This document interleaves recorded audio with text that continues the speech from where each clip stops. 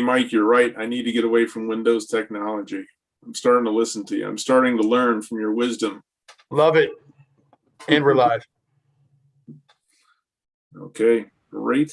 I'd like to call to order the May 19th regular meeting of the Chagrin Falls Board of Education. Ms. Brudno, if you please take the roll.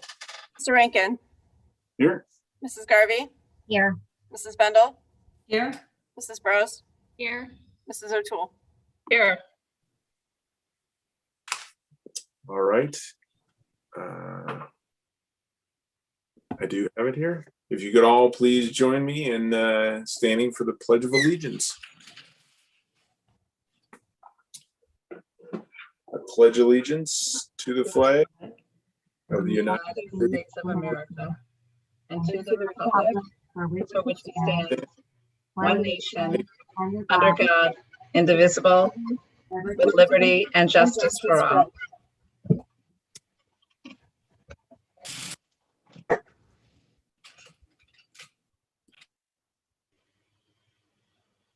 Okay, Ms. Brudno, if you'd please. Oh, you already did take the roll.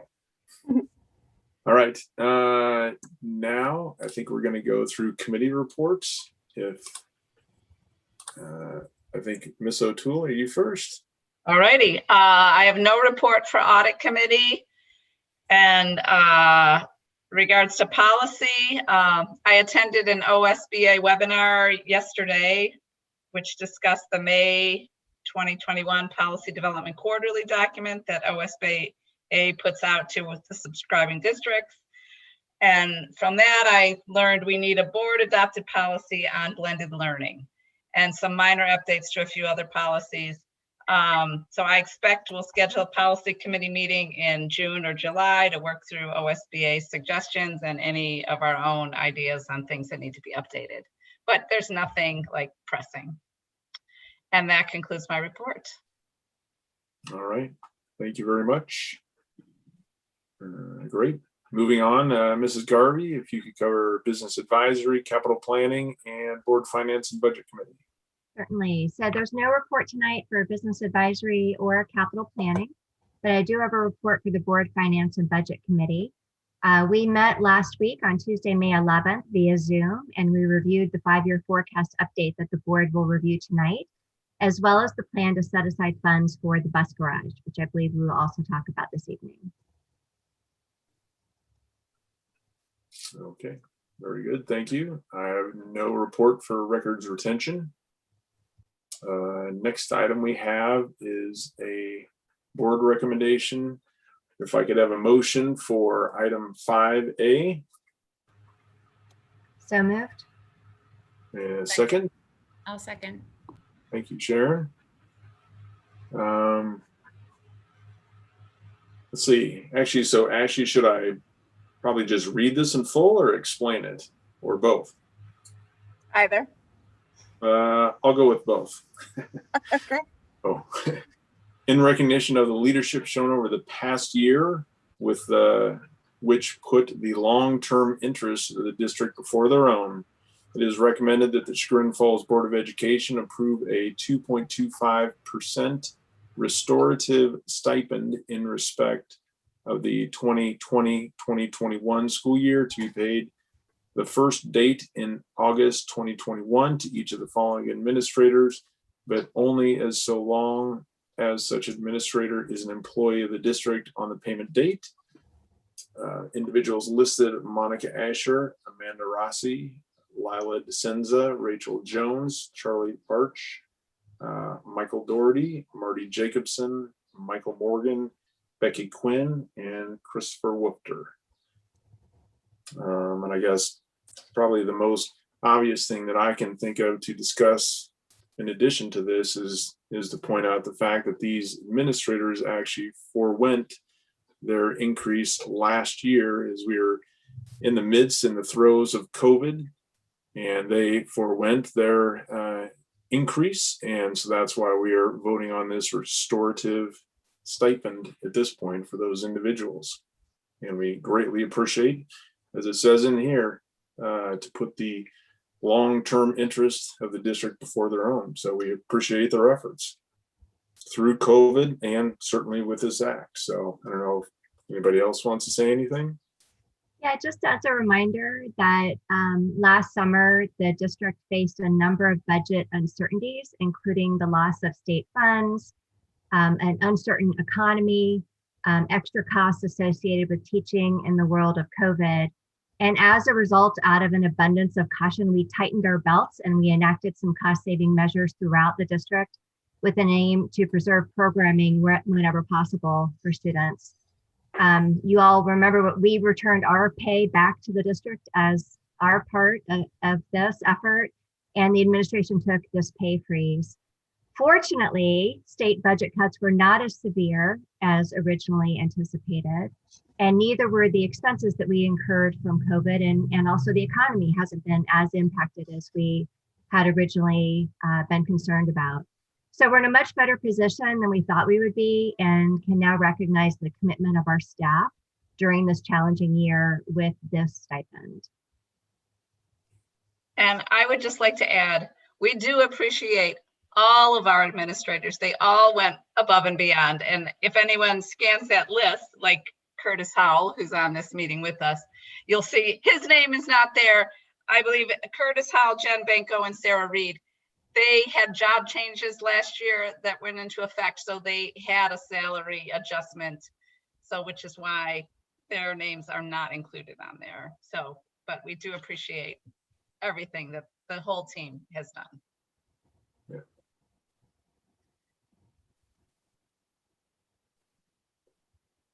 All right.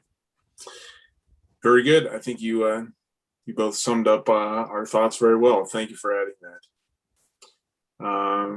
Ms. Brudno, if you'd please take the roll. Mr. Rankin, Yes. Mrs. Garvey, Yes. Mrs. Bendel, Yes. Mrs. Bros, Yes. Mrs. O'Toole. Yes. All right. Moving on to superintendent's reports, I will pass over the meeting to Dr. Hunt. Good evening. Thank you. Two reports this evening. First, I would like to recognize and thank our district crossing guards. These are individuals that when you talk about going above and beyond in the time of COVID, that are out there, rain or shine or snow or sleet. And I drive by every day just being thankful for all that they do to provide safe passing for our school district. And these individuals, volunteer their time to help out our school district. I'm going to read a resolution that we're going to put into place tonight. This resolution recognizing the board's appreciation of school crossing guards at the board meeting of May 19th, 2021. Whereas the Sugar Falls crossing guards provide protection to the school children of this community as they make their way to and from school. And whereas the adult crossing guards create a visible presence to remind motorists of the importance of caution within school zones. And whereas adult school crossing guards assist in pedestrian safety, education of school children by modeling safe and legal crossing behaviors. And whereas crossing guards are an important component of the Chagrin Falls Safe Routes to School program, which makes communities safer for kids to walk and bike to school. And be it resolved that the Chagrin Falls Exempted Village School Board of Education recognizes the 2020-21 school crossing guards who have given selflessly of their time and service to our school district and the community. They're Mary Barnes, Eva Bros, Jen Condon, Angie DiBernardo, Colin Garvey, Catherine Garvey, Mike Garvey, Bridget Gilmore, Barbara Guy, Ellen Herman, Addie Holdren, Kathy Kokaba, Ray Kokaba, Judy Lawrence, Andrew Rocky, Dick Shanklin, Paul Singala, Carolyn Seiler, Dixie Toslin, Sandy Trope, and Debs Wilkinson. So certainly appreciate all that these folks do for our school district. And I know probably the most impacted, really all the way up to the 712 is impacted, but certainly Chagrin Falls Intermediate School is the beneficiary of their work and dedication. I asked Mr. Hall to come on this evening and say a few words. Sure. First, thanks to Dr. Hunt and the Board of Education for allowing me to jump on and share our appreciation. I think this exemplifies it takes a village. Every morning when I drive into work and I pass those fluorescent coats or vests, depending on the weather. It just really puts you at ease, because when you have 360 kids walking through your door every day, you worry about how are they getting here, especially when they're walking or biking. And to know that we have the supportive community that we do, who gets them there safely each day, is it's a blessing. It really is. And then the same with dismissal. When we dismiss each day, we probably have between 120 and 150 kids who leave our building as walkers or bikers each day. And to know that they're going to make it across the roads and make it home safely really, really puts my mind at ease as the leader at the intermediate school. So I'm forever grateful for this, and very, very thankful for the job that you do. And you do it on a volunteer basis. That's just amazing. So thank you all for what you've done for us. I don't know if anyone from the board would like to comment.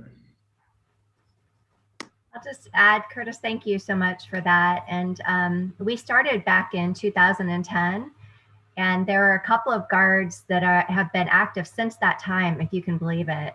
Dick Shanklin is one, and Judy Lawrence and myself have been guards all the way since 2010. So a special thank you to them. And it's beautiful to see the feeling of independence that students build as they go from being 8 or 9 years old as a 4th grader and having that confidence to get home safely, or maybe get to the library or to the popcorn shop, or enjoy all the beautiful parks that our village has to offer. And so it's been a neat thing to see it grow. When we started, I think there were maybe 30 to 40 students who would walk to school. So that's amazing that you're saying, Curtis, now that it's up to almost 150 students. That's really great. Yeah, we're over 100 every day. Yeah, that's awesome. And I know some of our guards were out of town today, but the beauty of this being taped, that they can watch it later on YouTube. So again, thank you everybody for taking time to acknowledge those hardworking volunteers in our community. Yeah, I know my family greatly appreciate it. All my kids have walked to the intermediate school and gotten to know Mr. Wyville and Mr. Shanklin pretty well through all those walks. So I appreciate them giving all the crossing guards giving safe passage to the kids every day to and from. It definitely means a lot. A lot to the parents, a lot to the school. I see a couple have jumped on. Hi, Bridget. Hi, Ellen. If you missed this, you can watch it on YouTube and see the resolution that we just read and some of the comments that Mr. Howell just gave in thanks for all that you do. Thank you. It's been a great program, Catherine. Thank you. I'm glad we have a beautiful day to honor you guys, because I know they're not all like this.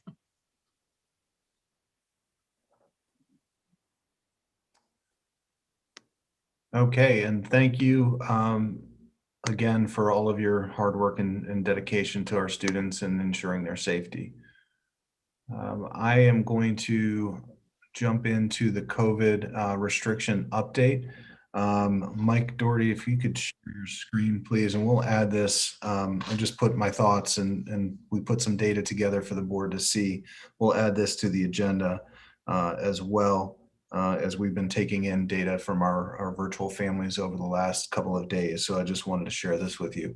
Obviously last week, Governor DeWine kind of shocked us all when he announced that that we are, and as of June 2nd, going to move away from masks and distancing for those individuals that have been vaccinated and repeal all of the orders. We've received multiple letters from Geauga County Public Health and Cuyahoga County Board of Health regarding those restrictions. So essentially, if you're fully vaccinated and have been out 2 weeks since that second dose, you can, you're no longer required to engage in social distancing. And also you may now go without a mask except in environments where they're required by policy or law. And in Governor DeWine's initial comments, he basically said it's going to be a local decision by schools and businesses to determine what they wanted to do. Much of this we learned right along with the public that this was kind of going to be left up to schools. And on the 17th, Governor DeWine released a statement that I've included here that essentially says that although that we are lifting the mask orders in compliance with the new CDC guidance, that school district should remain consistent with their facial covering policies and protocols in schools. So I know I've received 5 or 6 different emails and replied to folks, but the direction from the governor is to retain current practices for the remainder of the school year, which takes us through next Friday. Go ahead to the next slide, Mike. So just a couple of other points, in this conversation. We are, as I stated, we are going to retain current mitigation strategies for the remainder of the school year. As of right now, unless there's some change from the health department, as you know, we've got a high level of participation in our summer learning programs at Gurney in the intermediate school. In talking with principals yesterday, our intention is to retain social distancing, temperature tests, temperature checks, and masks as for students. We are going to remove desk shields as those have either been pretty beaten up or worn down at this point. We're going to continue to keep masks on the playground, but both buildings are going to have areas designated with appropriate social distancing for playground masks. Obviously, the decision for 21-22 is something that we have to follow guidance and wait to hear from our health departments on. But I think as we get closer, as we move into the conversation about virtual learning, I understand why virtual learning parents are having trouble making a decision when they are concerned about what protocols and processes are in place. So I wanted to just take a moment and see if the board had any feedback or thoughts on 21-22 as of now. My goal would be to kind of make a commitment on mask policy maybe by the end of June so our parents knew how we were opening school. So I'm going to pause there. Is there any thoughts or feedback on anything that I have said thus far? Can I just ask a question about the recommendations for summer school? When you say playground mask breaks, does that mean they're going to not need to wear a mask on the playground? No, they're going to continue to wear masks on the playground. I asked that question specifically of Rachel and Curtis, and they just had a ton of concern at how interactive students get with each other on the playgrounds. So Curtis used the example of what they do is put hula hoops out, allow kids to go stand in the hula hoops, they take their masks off and they can hang out with appropriate social distancing, but they will be wearing their masks on the playground.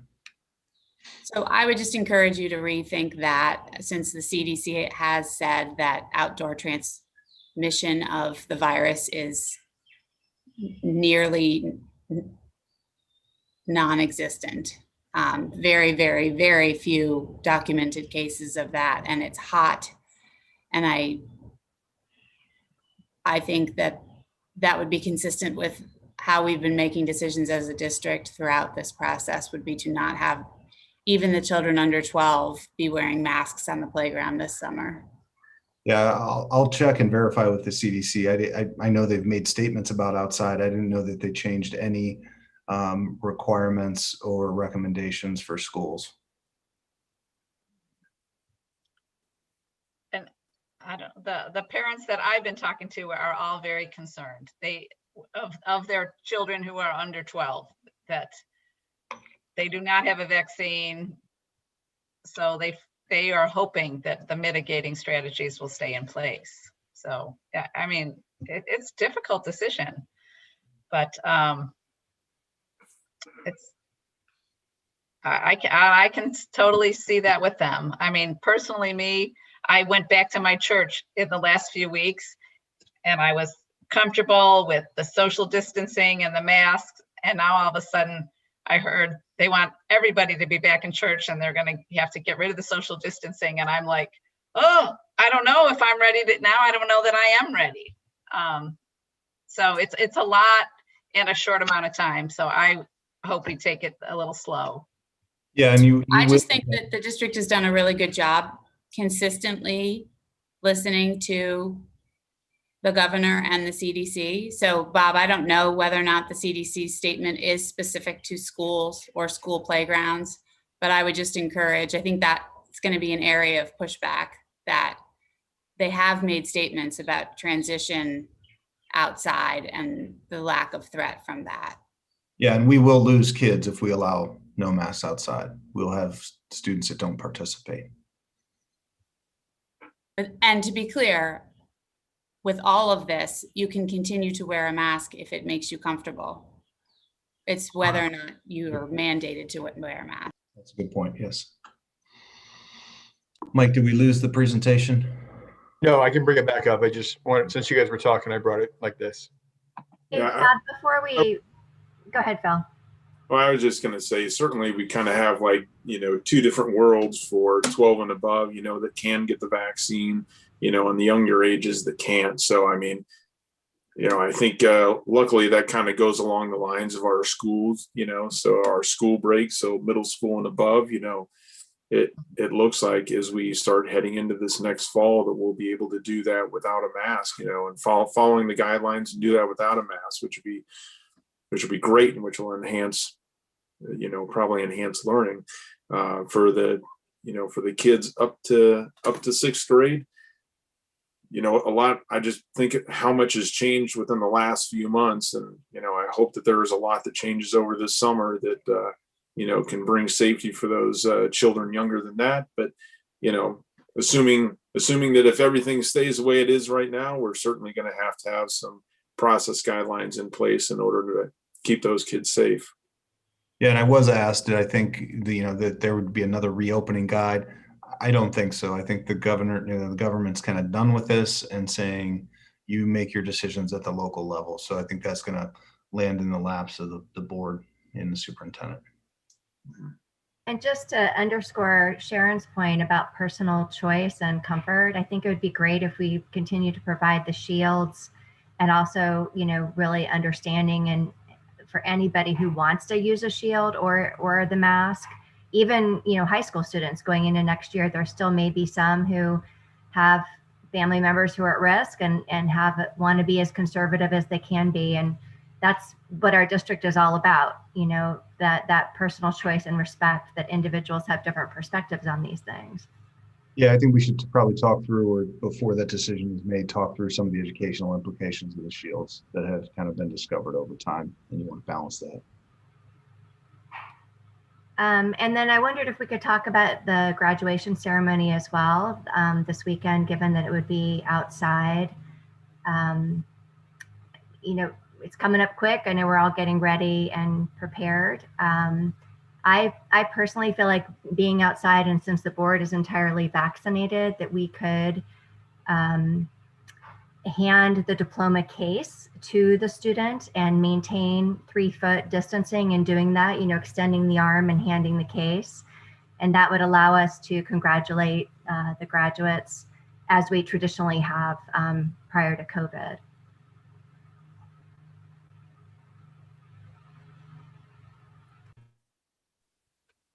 Yeah, it seems actually, Bob, could you just update us on, what you've heard from other school districts? And I don't know if Chris has found out much more information on what other school districts are doing. No, I haven't asked that specific question to other school districts, to be honest with you. I know we filed a plan with Cuyahoga County Board of Health, the graduation plan, and the precautions that we'd have in place. Now, those were based on, a couple of weeks back.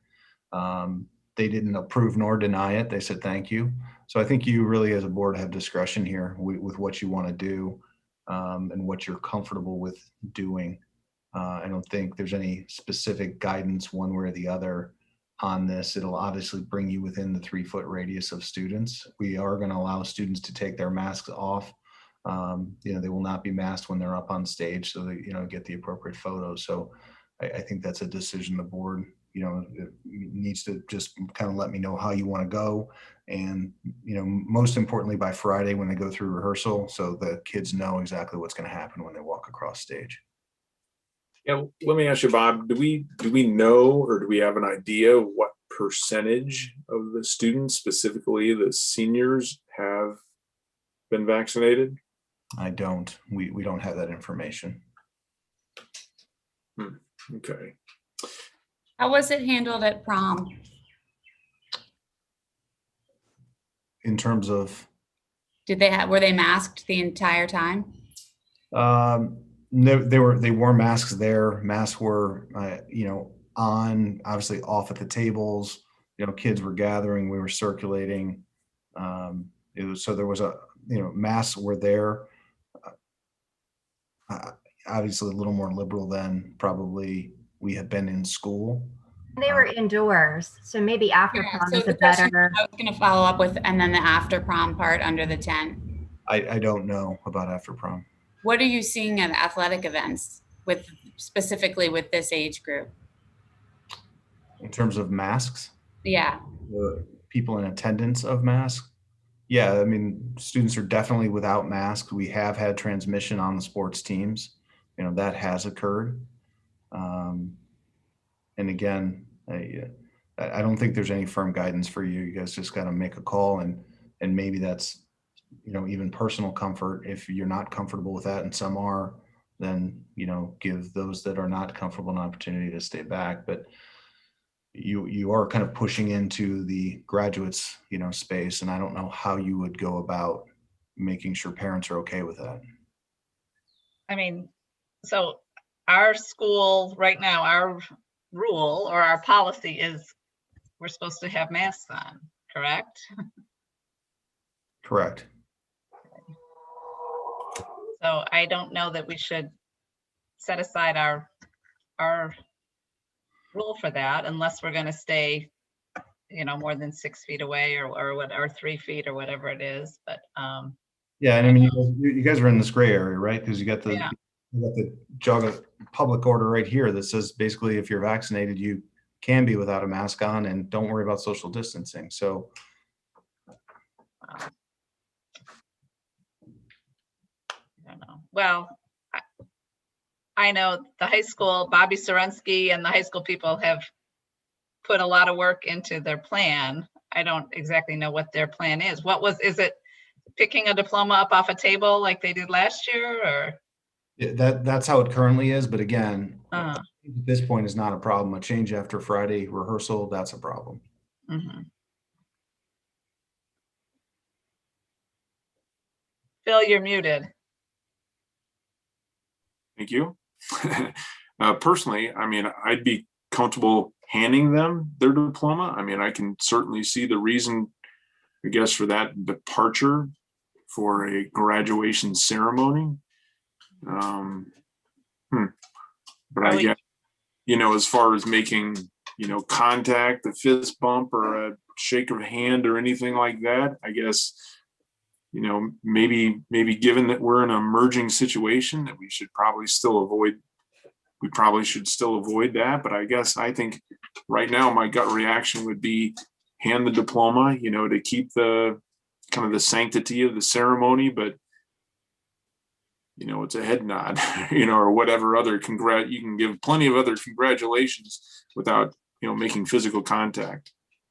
Yeah, and you're just going to have to kind of disperse with those first few graduates, kind of determine where the camera is going to be, make sure you're handing it, so the picture is you handing the diploma, so they all get a nice photo. I think it's very doable. I think you can keep, some level of distance if you go that route. Yeah, because at the end of the day, for me, of course, we've all been vaccinated, so we're in a good spot. And for me, at least, it's predominantly about the graduates. It's like, I want to do everything that I can in that ceremony to make it, a special ceremony for the graduates. So right. That's what I'm comfortable with. I don't know how the rest of you feel.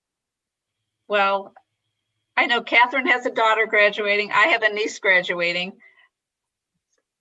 I know we'd love to, give them a hug, but I'll do whatever, whatever we think should be done. And then we can also always, when the ceremony's over, you can always, anyone that you want a picture with, and you can get as close as you want when it's not part of the school ceremony. So I'm open to whatever. We can have our masks on hand too, right? Like, I mean, they come up, we have a moment, you see them coming. I would be perfectly happy to put my mask on for someone who is walking up to get their diploma with a mask. I think that sends a signal of your comfort is not where I am right now. And I fully respect that. I don't think that would be a problem. Yeah. We could probably do something to check with graduates too on Friday, so we know if there are graduates that prefer. Okay. Why don't we go that? I like what Sharon's saying. Well, first of all, it'd be great if the graduates are all informed that the board is fully vaccinated. That would be information they wouldn't just readily have. And then also that if they approach with a mask, then we could either let them take their diploma off the table, or we would give them the diploma with a mask on, just to be respectful of where they're at. That way they take the lead on what they're comfortable with. Yeah, and we can find that out so you know ahead of time. So we will inform you before graduation, students that either would prefer that you have a mask on or prefer to just grab it from the table. Is there any kind of a reception planned as we usually would have? There's not. Okay. And the photographer plan is that when we're handing the diploma, you think there would be a picture taken? Yes. For the professional picture? Okay. Will the photographer be available in the gym again like last year, or no? For families? I'm assuming he will. And as the board for guidance, do we have any idea like what the lead is? If the whole weekend looks dry, what is there a preference of the administration for when we're doing this? Yeah, we would have it on Sunday. Okay. At 2? 2 o'clock. Correct. So Sunday at 2 is the preferred time unless we hear differently. Correct. Okay. This is great, Bob. All these questions, it's like, it's coming up, it's Sunday. So thank you so much. Yeah, and you should have gotten something from Bobby Josorensky today. And Yes, if you we didn't, did. okay. We did. And she's done a fabulous job keeping us all organized, as she always does every year. So thank you to her. Particularly thankful this year for and maybe she's done it every year, but for the diagram of where the tassel goes, because without fail, every year we stand in the office saying, wait, front left, back left, right? Where are we? So that was very helpful. And remember, setup is different this year. We're not facing the home stands, and we've opened the full stadium up. So, we'll talk through that when you arrive at graduation.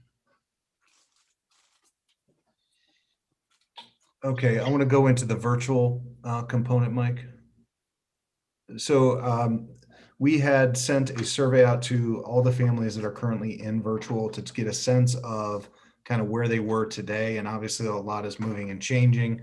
We wanted to give a board an update on kind of the data that we've gotten back and give you some preliminary ideas or thoughts that we have in terms of time frame and next steps. So I'm going to ask Mike to cover survey results. And, he's not only, when people have said we're still considering this, or this might be the option we go with, he's actually calling each family personally to dig into kind of the why behind that. So we truly understand, the motivation of our virtual families.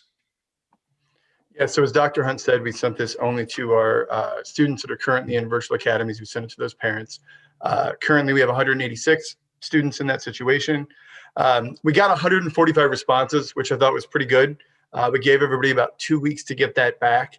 And we let them know that if they chose not to respond to the survey, that we would assume that meant they planned to come back in. So I kind of broke down the numbers. 121 families planned on sending their students in person next year. We had 41 not respond. So a total of 162 people planning to come back, students planning to come back, which left us with 24 who would prefer to remain virtual for next year. So as Dr. Hunt said, I actually called these families and kind of dug into a little bit, let me quick break it down by building just so everybody can see.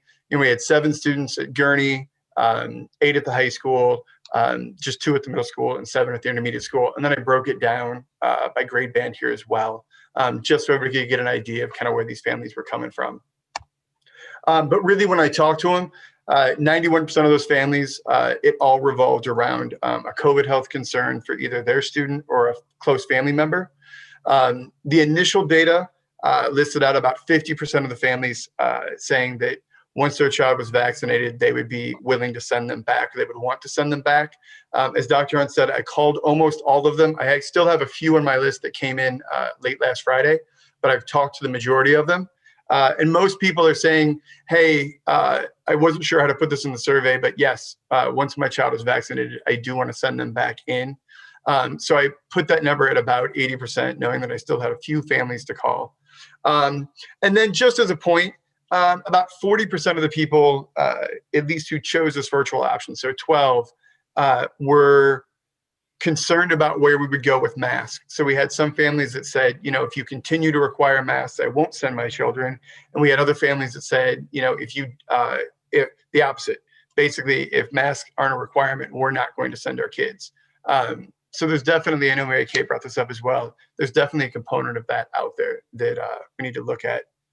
And then Dr. Hunt, I think you were going to talk on the last slide kind of about thoughts for next year. Yeah, so kind of looking at these numbers, we're trying to formulate a plan that best meets the needs of our parents and our students, and with keeping staffing and things of that nature. When you look at the secondary numbers, 7 through 12, the viability of being able to run a schedule, or an online environment for those students is, very challenging. I think one thing we learned was the synchronous education point. Our teachers really felt like trying to balance between the Zoom and in the classroom. They felt like you couldn't do either perfect or great. One side of that was being sacrificed. So we're really trying to avoid that as an option. Currently, next steps, Mike is, asked the high school. So of these students in the high school and middle school, what classes are they in? How many teachers does it impact? So we're gathering that data now to see what kind of options might be available. We've already looked at various online providers if the decision is that we kind of outsource this for those families. I think asking for a full year commitment is, especially with these numbers and what we have in terms of availability with ESSER funds, I think we would launch whatever option it is that we implement, and we allow students to come back as they, feel appropriately, hopefully with vaccines, that can go forward.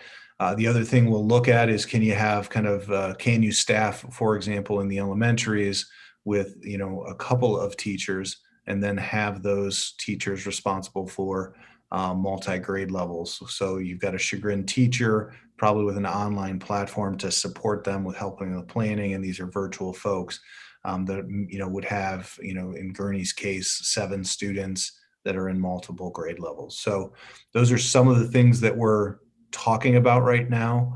I think we need to be able to give some kind of definitive plans to our parents by the end of June, so they can kind of start making decisions on how they want to come into next year. So again, I don't know if there's any thoughts or input, but we're going to go from kind of the phase of gathering data to now developing a program and make a recommendation to you on what that program could look like. So hearing opinions and thoughts on parameters now would be extremely helpful.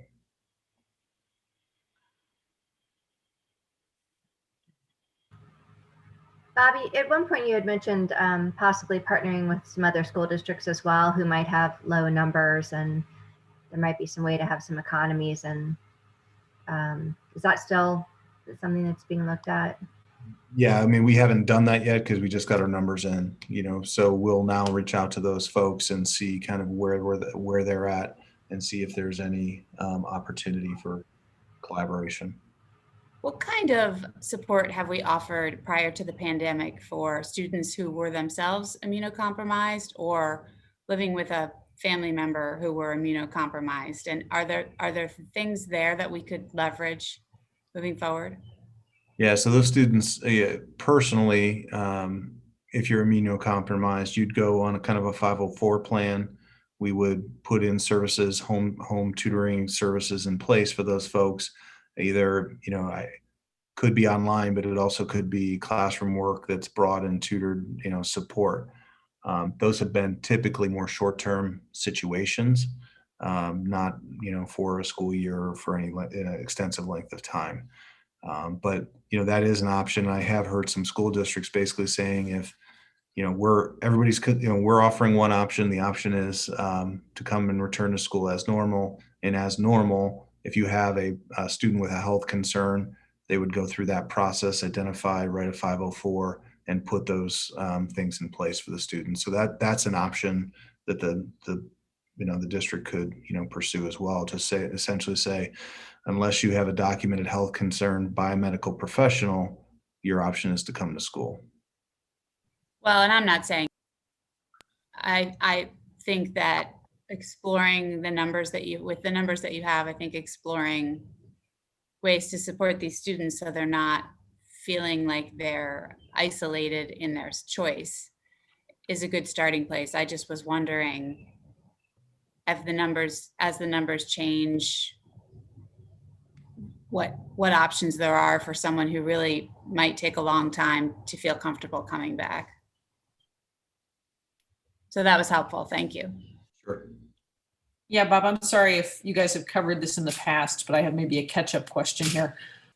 So at the high school, the only uncertainty, or middle school, high school, the uncertainty is whether or not masks will be required, because those kids are all eligible for vaccines, right?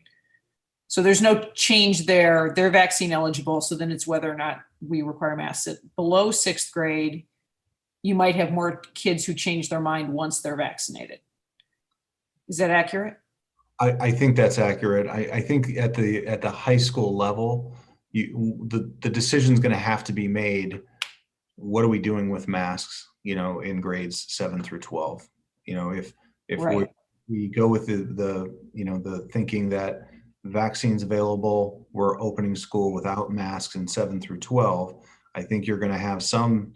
It works both ways. You're going to have some parents that will come and say, great, because the reason I'm virtual right now is because I don't want my child in a mask. There are some people that are out there, but it might be vice versa. Well, now that you're not requiring masks, I'm going to stay virtual. So we'll have a shift based on that decision. So, and based on that, we probably could make a decision earlier for the middle school and the high school, as opposed to 6th. We're not tying ourselves for deciding for everyone K through 12 all at the same time, are we?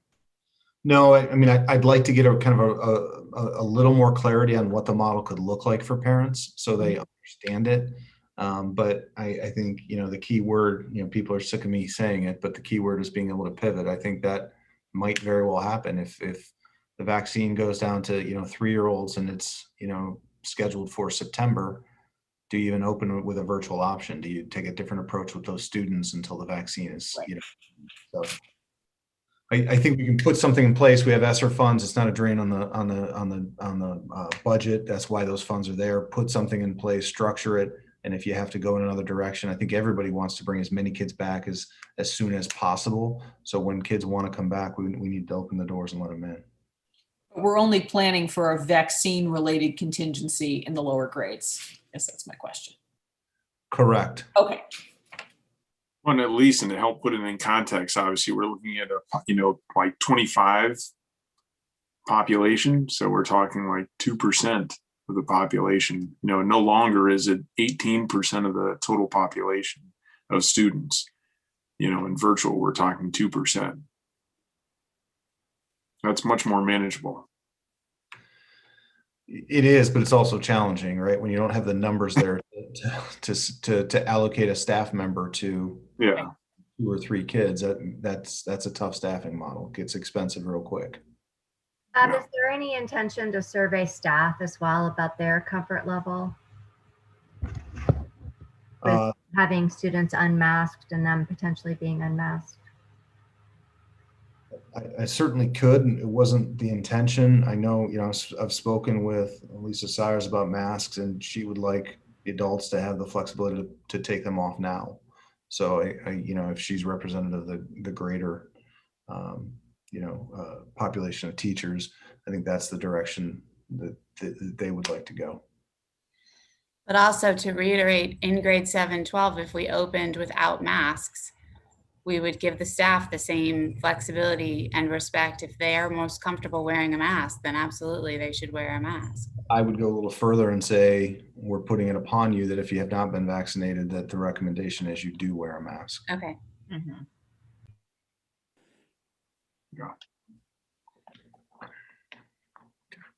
So kind of more to come on this. And I doubt by June 2nd, probably by the 28th, we'll bring a little more detail to you. Mike will continue to monitor those numbers. I think we'll probably, as things change here, we might even have additional people call and say, I want to go one way or the other. But my hope is to bring you some kind of detailed plan by the 28th of June. One other question. Will final forms be updated such that we will know whether or not kids have been vaccinated, or because it's not required by law, will that not be something we know? Mike, I don't know. Did you have a conversation with Jen about that? I know there was a conversation about using IC to allow people to self-report. I did not have a conversation with Jen. I can tomorrow for sure. Yeah, I think we were kind of looking into that. It's not one that we by law can require right now, but I think there's a lot of people that would self-report just to give us that data and that information. So I think we're looking at doing that through Infinite Campus, not Final Forms. And Bob, you mentioned having information by, I think you said June 28th. Yeah, that's not the right date. I mean, we have a meeting June 16th, which is, a good weekend, almost 2 weeks earlier. I don't know if you'll have it by then or. I will do my best. Okay. You'll have some kind of update by June 16th. All right. And we may have to schedule another meeting. Hey, Bob, it would also be helpful to, I don't know if you can get it from the health department, but to have an understanding of where our I don't know if they know where our zip code is with regard to vaccinations. Just at a very broad level, are we at 47% like the Cuyahoga County, or if that's possible, that would be another piece of information that might be helpful to people. For students or for adults? The general population of 44022. Certainly maybe even the other zip codes in our district would be nice to know, so people kind of have a general sense of how do we compare to Geauga and Cuyahoga County. I'll follow up on that. Parents that might be watching this, though, that are going to now have the next question I'm going to ask, is the district going to be policing this? Are you going to ask me for my vaccine card at the door?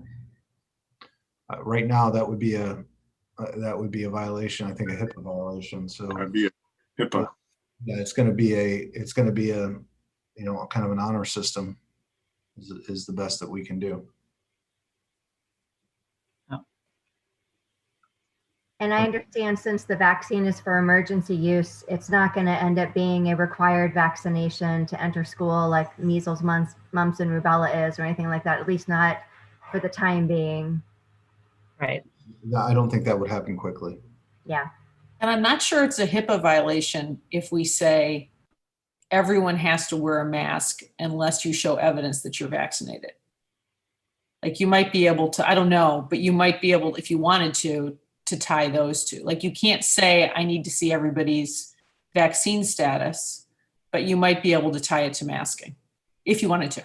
But then we would also have to give there's a form that they can sign to opt out of any of the vaccinations that are required. Right. By so I just want parents to know as much as possible, in addition to respecting the science, the guidance that we do get from the government, we are also trying to navigate personal freedom in this, as well as the communal best interest. So there are a lot of moving parts at play, and the ability to regulate and monitor it as well, even knowing, and then to be able to enforce and monitor all of that. Is that something we want to put on our staff? I mean, a year ago, we had concerns, what would it look like if we were asking people to wear masks, and what would the enforcement of that look like? And I have to say, I've been incredibly impressed by everyone's willingness to be respectful of that, that we put that in place. And it doesn't seem like it's been a huge issue for the enforcement from the staff with regards to the past year. So that, I think, that should be recognized. Yeah. Okay, so more to come mid-June, not end of June. Sorry, Mike, I gave you the wrong timeline. Bob, I also feel like for that, and I know you're keeping Dr. Pinzarski informed on, all of this, but maybe that particular recommendation needs to be a joint one, since it's start of school for the fall. And then maybe you need to share your email address at Barrington so people can be mad at you and not. If you want me to pass it on, I'm happy. I mean, you're still within driving distance if we. Yeah, I'm just going to be quiet. I think we'll be at least the second call that he returns. Yeah. Right. That was my report. Okay, great. Thank you, Bob. Moving right along, I will now pass the meeting over to Ms. Brudno for the treasurer's report.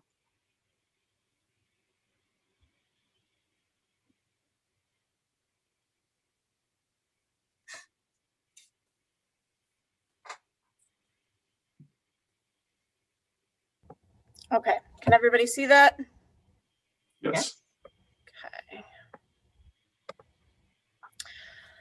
Okay, so we are going to cover the 5-year forecast update tonight. This is just an update. I'm not going to go through every single line like I do in November, and just kind of cover what has changed since November. As always, when we talk about a 5-year forecast, always important to remember this is an estimate, represents what we know now. We don't have a crystal ball. Things do change, especially in school finance. Things change constantly and significantly sometimes. And in order to come up with these estimates, we have to make a lot of assumptions on all of the variables that go into these numbers. So when you actually read the report, you need to read all of the assumptions as well, because it kind of explains how we come to some of these numbers. And then, as always, this represents only the general fund of the district. So this is the summary. I like to keep this from forecast to forecast in the same format, so it should look familiar. Most important lines here, right here, this annual surplus, and then the ending cash. So I put those in bold. This is the current estimates. If you looked at the November estimates, where we end up in fiscal 25 is not too far off from what we thought in November. But there are a lot of ups and downs in some of the individual lines. So overall, by 25, we are going to be deficit spending to the tune of about $1.8 million a year. That's very close to, if you're comparing to what we were expecting in November as well.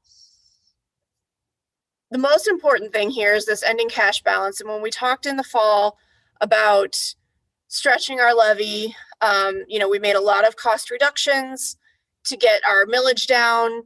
And in asking for that smaller millage, we committed to the community that we would make this levy stretch 3 years. Given what's going on this year and kind of where we're headed now, if you look at this number here, when we were talking levy and in all those finance committee meetings, if you actually went back and watched all of those, we want to be right around that like $11-12 million range is right around where we want to start passing a levy. So 3 years would be here at 23. So we've done a really great job of living up to that promise this year. We're going to stretch it 4. I'm very confident in saying that we'll stretch it 4.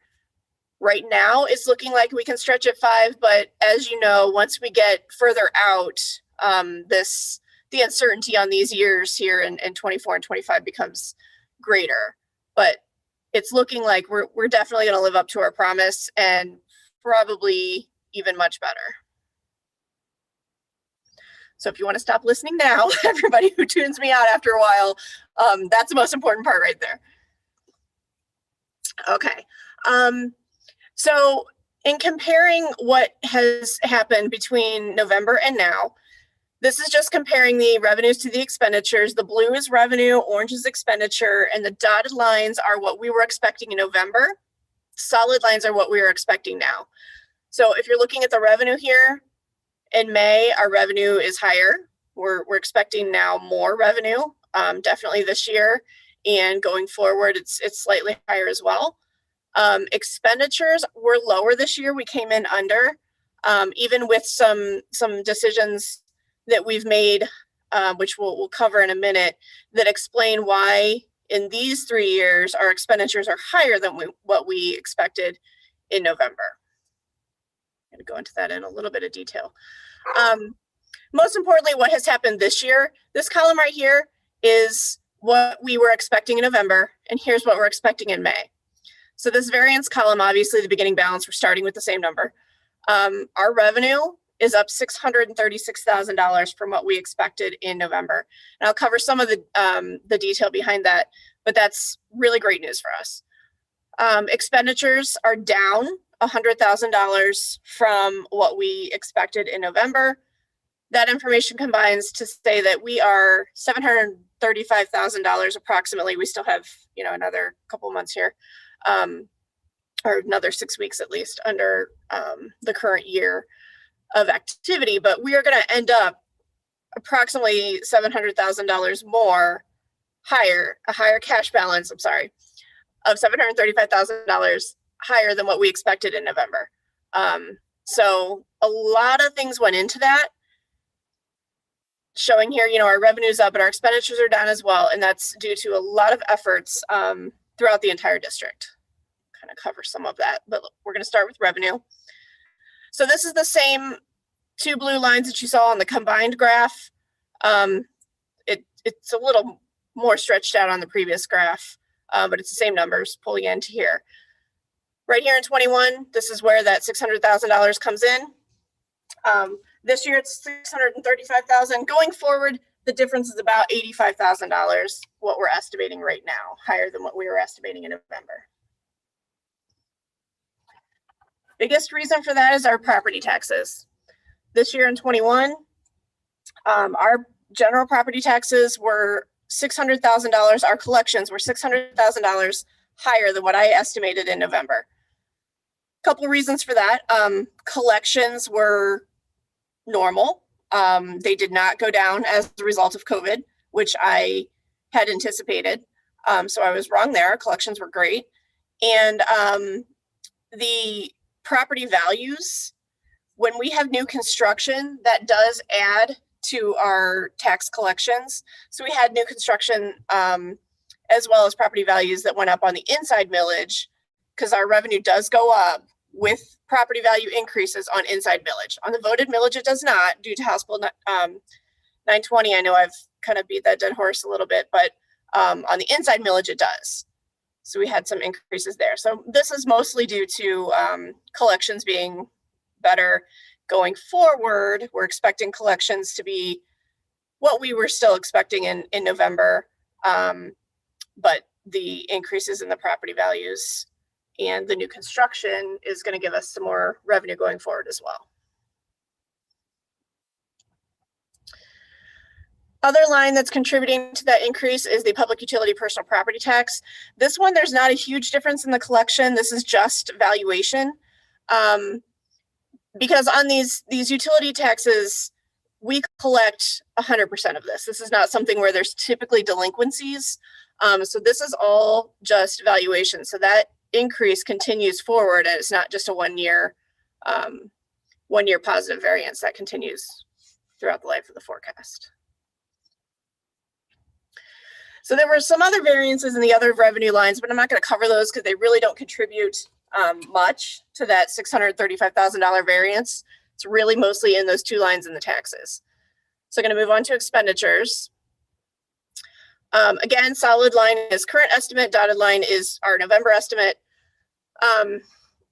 This variance right here in 21 is about $100,000. If you were part of the finance committee meeting last week, or if you watched it, what I said at that point in time was that our expenditures were $600,000 below our estimate.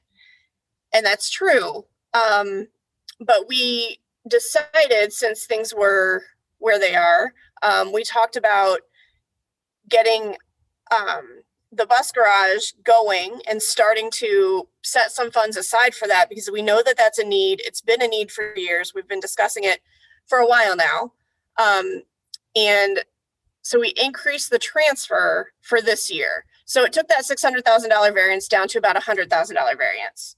And then going forward, this variance that you see here for these 3 years is an increase in that transfer as well. So we're setting that money aside, transferring it over to the PI fund out of the general fund so that it's there, so that when we need to get that construction started, we've got the money there and ready to go, so that we don't have to go back out to the community for any kind of funding for a project or take on any debt. Catherine, do you want to jump in on any of that? I know that's a hot topic for you before I move on.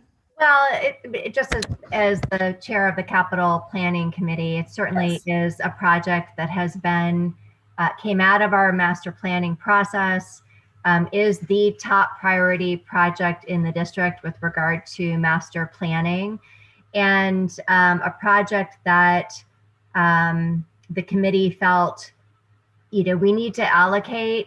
We give a $2 million budget a year to just regular facility maintenance, and that's not improvements or anything renovated. And so if we can find funds to do a project like the bus garage within our current general fund, that's great. And I think this is I say it's the sweet spot kind of a project, because it's not expensive enough to go out for a bond issue. And it's exactly the kind of project that we want to be planful about. And we've known it's coming, and now we have an opportunity to set aside funds to pay for it when we're ready to do the construction.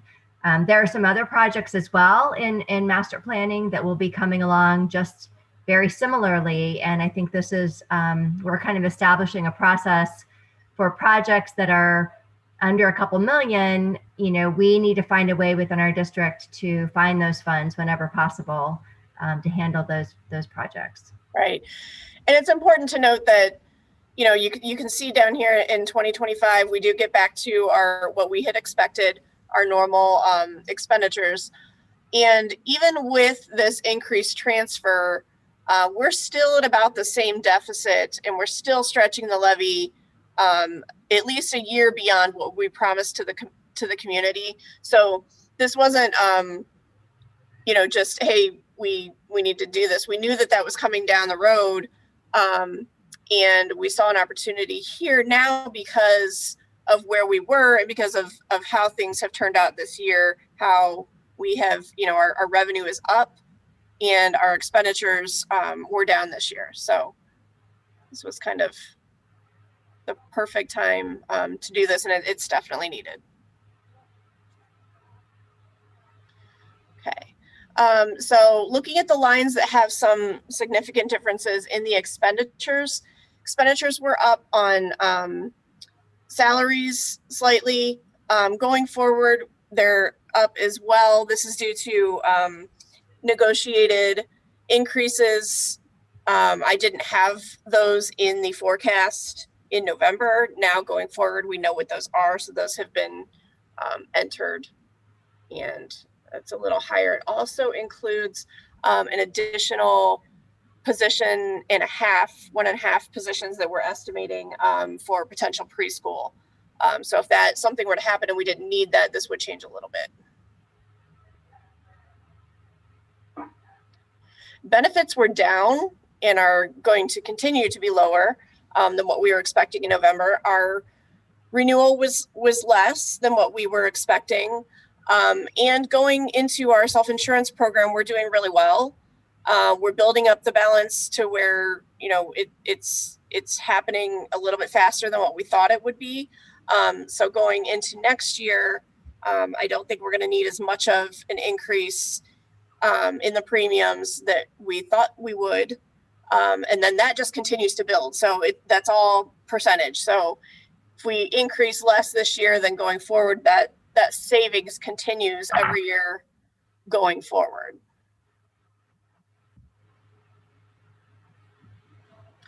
Purchase services are down significantly this year.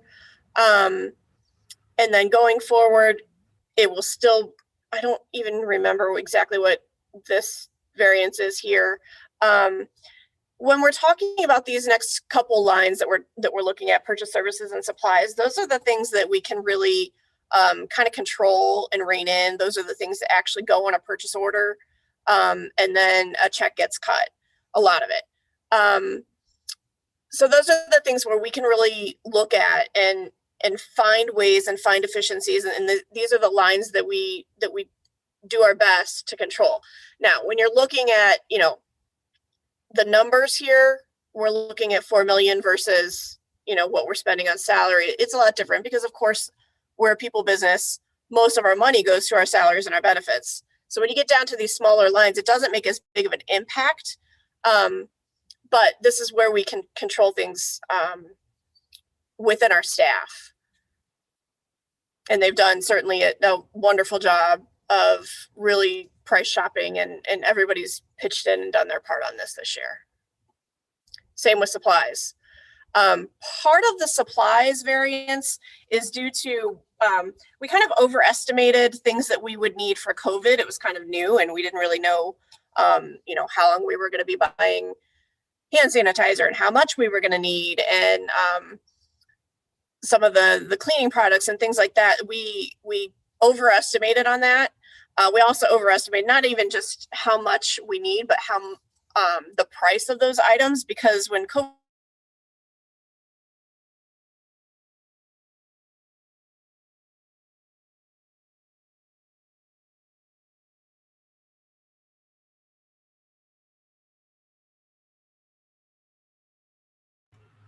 fund, and then we ended up getting more federal funds. And can you guys hear me? My thing, I just got a message that says I'm unstable. We can't now. Okay. If you could repeat that last couple of sentences, that would be great. You were talking about COVID and hand sanitizer, and then you did cut out for a minute. Okay. So the other thing that went into that variance is the items that we thought we would be purchasing out of the general fund that we ended up getting federal money for. So those expenditures hit the federal fund instead of the general fund. So that results in this large decrease here, as well as the staff really doing their part to shop for better prices and find ways to be more efficient. Okay.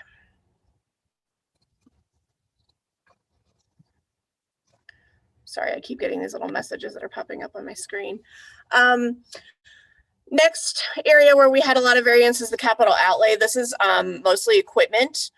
The big variance this year on the equipment, again, was items that we thought we were going to be purchasing for COVID items that we ended up purchasing with federal monies. So I believe the shields were purchased with federal money, the temperature scanners and all those types of things that we needed, some additional cleaning items, I believe some additional cleaning equipment.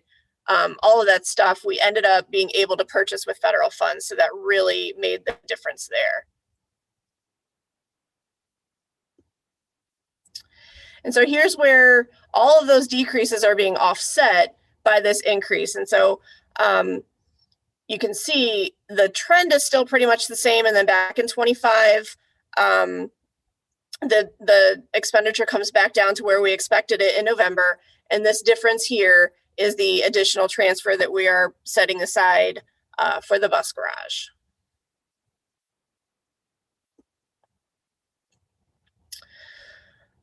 Again, I do try to be consistent so that you're kind of seeing the same things. This is a graph that I use in every forecast presentation. Blue is revenue, orange is expenditure, and then the green is the cash balance. Now, I know before we passed the levy, you were looking at this cash balance line kind of go way down here. So we've done exactly what we needed to do. And this is, right where it needs to be right now.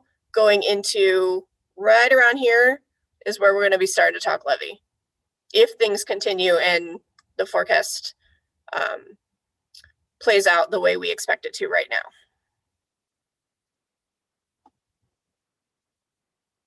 Did that as fast as I possibly could. Any questions?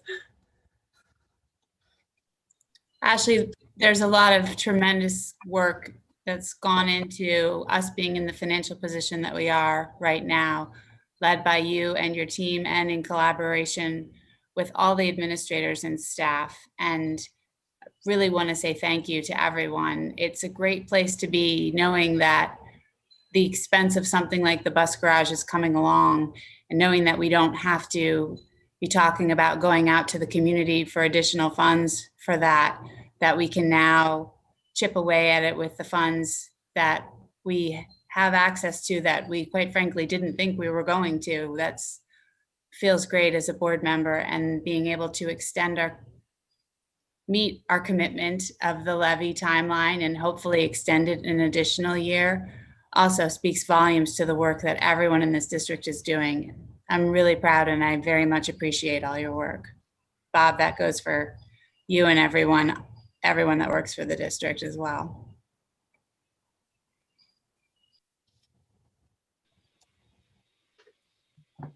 I don't think any of us could say it better than that, Sharon.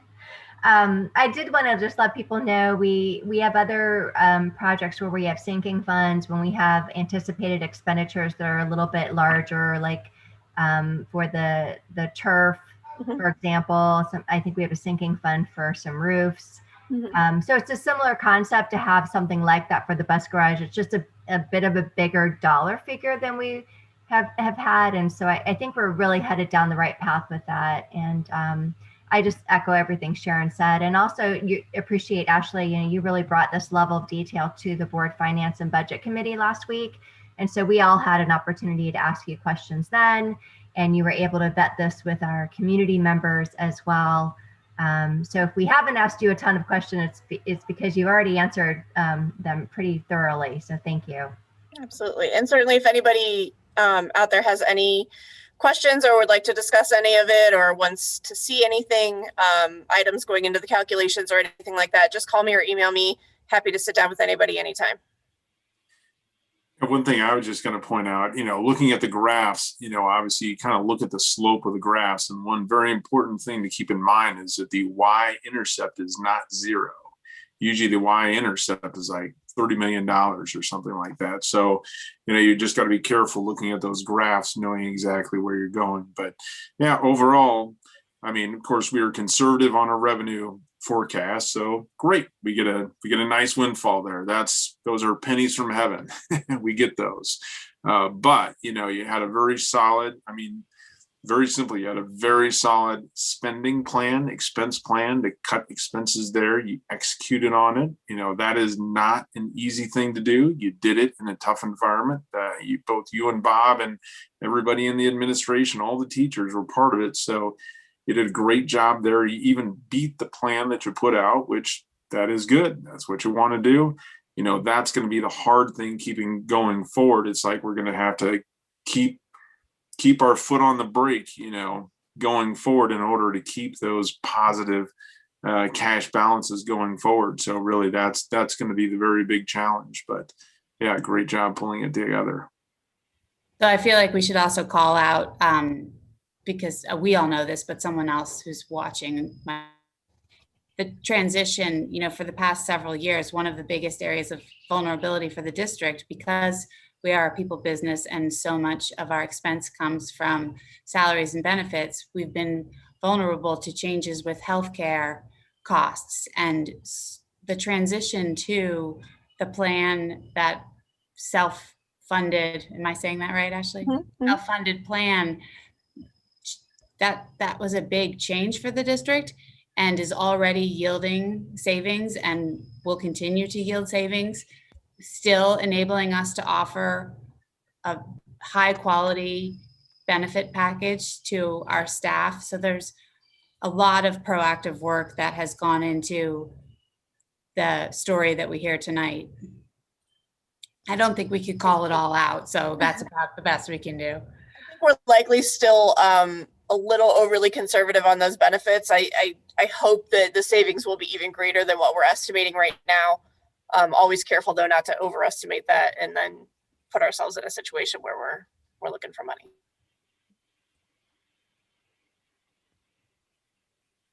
Okay, well then that concludes my report. Okay, great. Thank you. Let's moving right along. Next, we have audience community participation.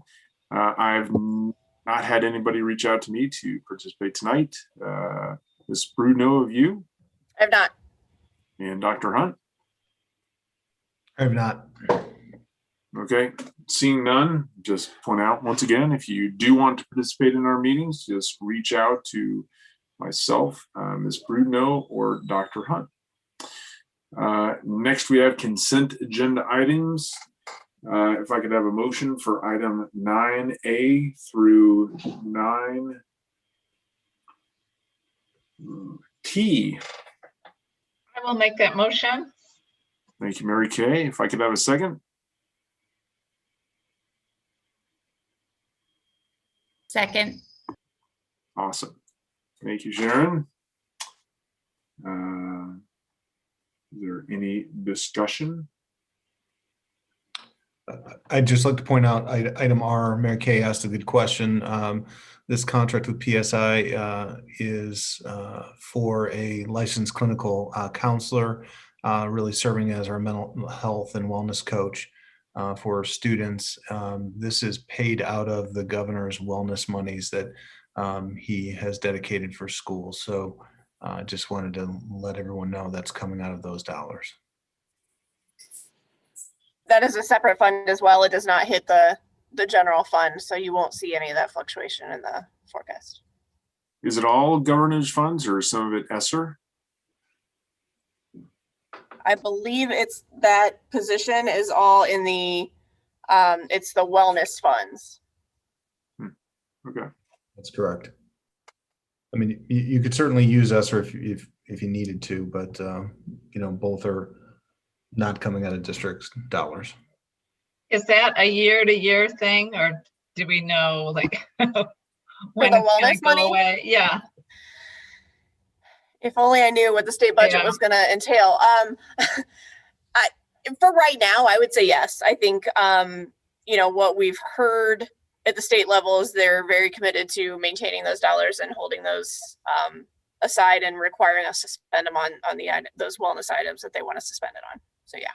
That's good, because I mean, yes, wellness is so important and we want to use the funds and put in place what we need, but you hate when you have something good going and then the funding goes away. So. Yeah. That's not to say it won't be at the expense of some other funding. Right.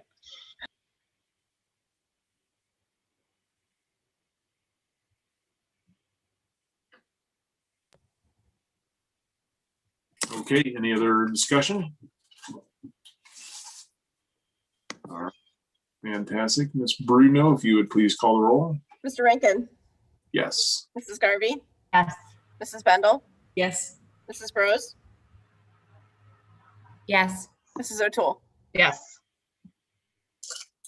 All right, moving right along. If I could have a motion for superintendent's recommendations 9A through 9G. So moved. Thank you. And a second. I'll second. Thank you, Ms. Bendel.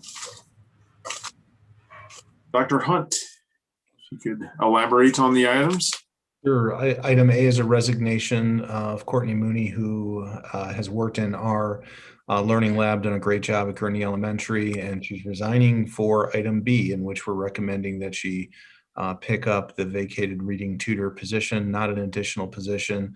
That was vacated by Brooke Mako, who is moving into a classroom position at Gurney Elementary School. Courtney has a bachelor's in education from Bowling Green State University. She's done a tremendous job with our students this past year, and we welcome her and look forward to her work with our at-risk students. Item C is the approval of kindergarten tuition, and item D is preschool tuition. Those are not recommended increases.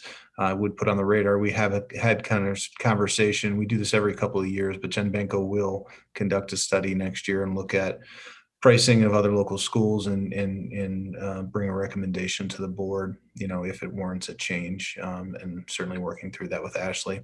Item F is a parking agreement that we entered into with Chagrin Falls Village a few years back to help offset some of the pressure down in the village during the summer months.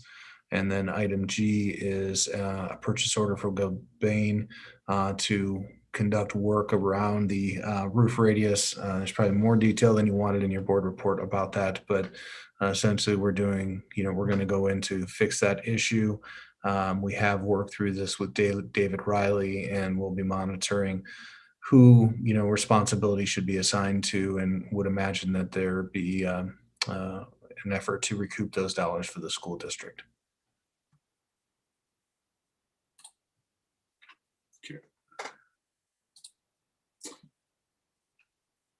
Any questions? Any other discussion? Did we close out the PI fund for the intermediate school, or is there still funds in that? There's still a little bit. You're talking about the building fund? Yes. Yeah. There's still a few purchase orders in there. Okay. Chris is aware of those, and that will all be spent out soon. Okay. Okay. Any other discussion? All right. Seeing none, Ms. Brudno, please take the roll. Mr. Rankin, Yes. Mrs. Garvey, Yes. Mrs. Bendel, Yes. Mrs. Rose, Yes. Mrs. O'Toole. Yes. Okay. And somehow I missed item E, which is probably the most important item on the agenda tonight. It's the recommendation to approve the graduating class of 2021,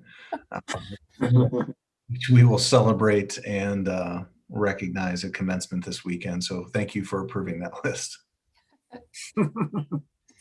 And that is a sum list, second page, no less.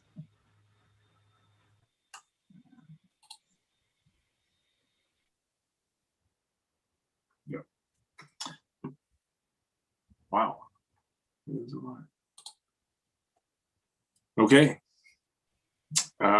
Moving on. If I could have a motion for treasurer's recommendations 11A through 11C. I'll make that motion. Thank you, Mary Kay. Second, please. I'll second. Thank you, Catherine. Ms. Brudno, if you could talk through every report in detail, please. Item A is the disposal of equipment. This is a vehicle that's being traded in. Item B is the 5-year forecast update. This is the actual forecast and the assumptions which will be submitted to the state. If you want to read through all of that, happy to discuss it with you. You can set up a time and come into my office. I don't think everybody wants that. And item C is the monthly financial reports for the month of April. Given that everything in those reports is incorporated into the forecast, I'm not going to go through everything in detail. One thing I do want to point out on that is if you're looking through that and you're comparing it to prior months and you look at the bank reconciliation and you think, what the heck happened? There are a lot of transactions there that were after the month. There's a lot of carrying items, more than typical. We transitioned the financial system over to the redesign on USAS. So things got done late as we were transitioning.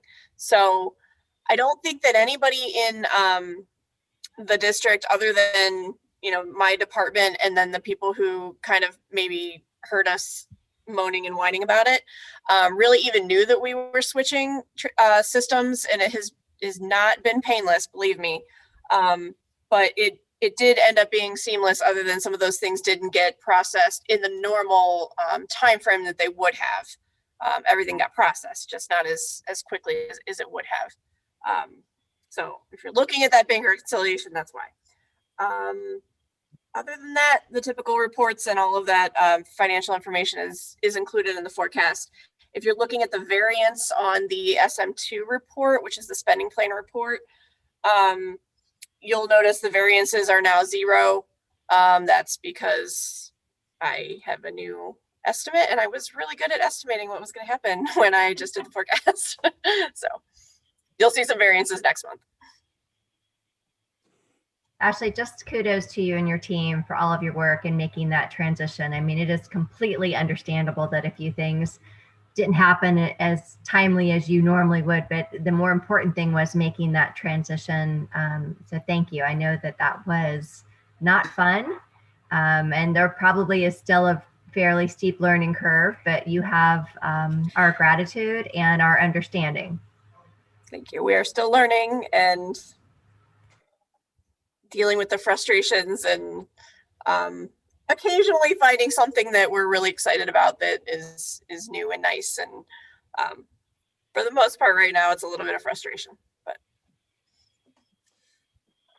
Yeah, we'll definitely reiterate that. I mean, being in the financial community, I mean, I've survived a few updates myself, and it's taken down people. It's ruined careers. It has destroyed businesses for a while. It is not a simple task. So congratulations on surviving it this far. You know, we'll see, but you've made it this far. So the probability of success is pretty good. Thank you. Good job.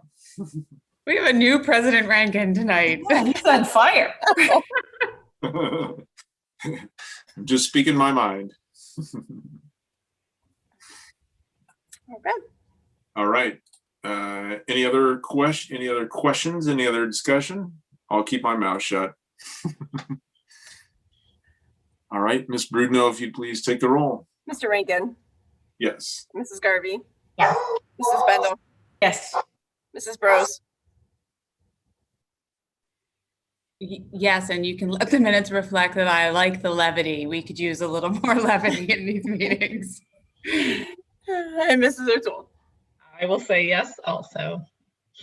Okay. Concludes my portion. All right. Thank you very much.